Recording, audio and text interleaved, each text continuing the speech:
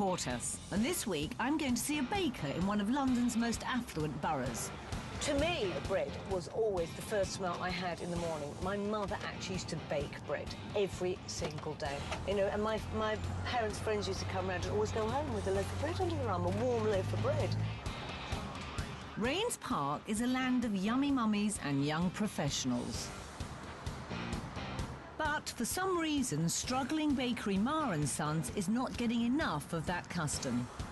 Well, what's interesting about this baker is actually it produces its bread on the premises. So it really is a true baker. It makes it. And I love that. I love the fact that this is a really unique selling point, but I don't know whether they're making the most of it.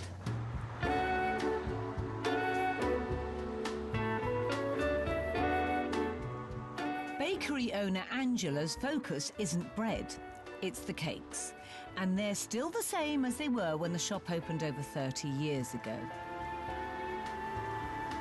The old-fashioned jam tart is, we've always made these jam tarts, and they're just made the old-fashioned way.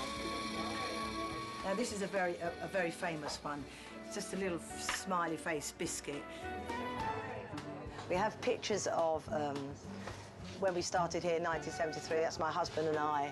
And if you look closely, you can see the cakes that we make the same as what we make now. And we love it. Angela's passion for the business is as strong as ever. But today, the locals have other places to buy their daily bread. The supermarkets has killed our bread trade. The supermarkets has really killed our bread trade. On Saturdays, we make 120 large bloomers, which is this sort of thing. But unfortunately now, we only make 20. Profits at this family business have halved in the last 5 years, which means staff like Baker Paul could wind up out of work. I know I got no chance of finding another job. Number one, because of my age. Because when you're over 50, nobody wants to employ you. And number two, there ain't no bakers to go to, you know?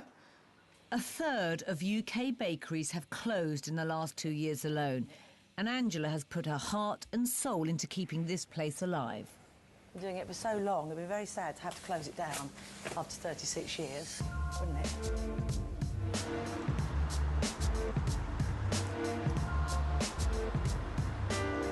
The biggest issue on this one, I think, is the fact that it has been a family business. When you have a family business that you've done for 40 years, that's very insular in some ways, you know? And sometimes taking criticism, it's really tough. How could she know better than me about certain things? She doesn't work here. But the design and the layout, yeah, I'm open to suggestions, and I'm sure with her knowledge, she could come up with some really great ideas.